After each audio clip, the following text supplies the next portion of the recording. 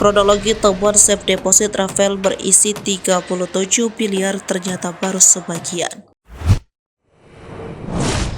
Mahfud MD mengungkap kronologi ditemukan uang diduga hasil suap sebesar 37 miliar rupiah milik Rafael Aluntri Sambodo. Uang tersebut disimpan Rafael di safe deposit box atau kotak penyimpanan harta.